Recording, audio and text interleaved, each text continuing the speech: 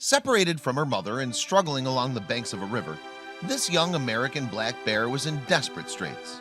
The baby cub was starving and, despite access to the cool river, possibly suffering from heat stroke. And not only did she need help, she needed the courage to trust those who would ultimately save her life. The 5-month-old cub had caused some serious confusion among Nolichucky river guides transversing the rapids near Irwin, Tennessee in early July of last year. Normally, black bears scamper deeper into the forest after humans spot them along the river. This little cub, however, was hanging out in the same place for several days. She was obviously malnourished and appeared to be in distress.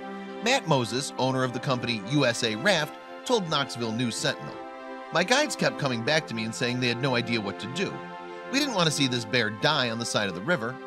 So Moses and the other guides continued to keep an eye on the little cub, hoping that the mama bear would return. But with every passing day, the cub was getting thinner and mama bear was nowhere in sight. But even though the cub was getting weaker, her curiosity about the river guides was getting stronger. They in turn named the little cub Noli after the river. And soon Noli was no longer climbing trees whenever the guides passed by her spot. Instead, she was waiting out by the river's edge to take a closer look. Indeed, each day whenever the rafters approached the bank, the little bear's curiosity and hunger began to slowly overcome whatever natural fears she may have had about humans. It would walk towards us at first, then it swam out towards one of our rafts. Thursday, a guy from another rafting company pulled over and she got right in, Moses said. The guy in question was river guide Danny Allen of High Mountain Expeditions, and Moses could scarcely believe his eyes when he saw the desperate bear climb into the raft. "We see bear fairly often, but we've never seen anything like this," Moses said. "This is the first time I've ever heard of a bear getting into a raft." Although grizzly bears have a fearsome reputation in North America, black bears are considered less aggressive. In fact, most of the time when a black bear charges, it's only trying to scare the human. And when a black bear does attack, it's usually in defense of its cubs. Typically, black bears simply ignore or even avoid humans. And that's exactly what made this little cub's leap of faith so incredible. Once back on solid ground over at Moses Company property, the bear's rescue team contacted the Tennessee Wildlife Resources Agency, which quickly came and transported the little cub to the Appalachian Bear Rescue (ABR) organization in Townsend. Established in 1996, this nonprofit rehabilitates orphaned and injured black bears, getting them back into shape for return to the wild. As soon as Noli arrived, ABR took her to the University of Tennessee Veterinary School for a thorough checkup. It was then that vets discovered Noli was seriously dehydrated and possibly suffering from heat stroke. After spending some time under medical observation and drinking lots of liquids, Noli began to recover her strength, and soon she was healthy enough to return to the rehabilitation center at ABR, where it was hoped she'd begin to integrate with other bears.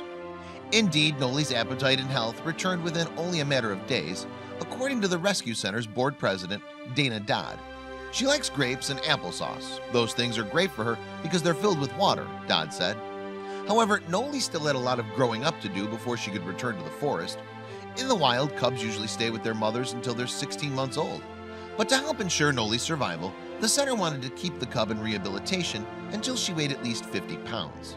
At that weight, even if Noli was still very young, she would likely survive. Studies have shown that at 6 months, especially in warmer climates like the Southeast, and if food like acorns are plentiful, these cubs will be viable, Dodd explained. Thankfully, Noli didn't disappoint. She was a healthy eater and gained weight quickly, becoming a proper roly-poly black bear. And so on November 9, 2015, the Rehabilitation Center released Noli and 3 of her bear friends back into the forest.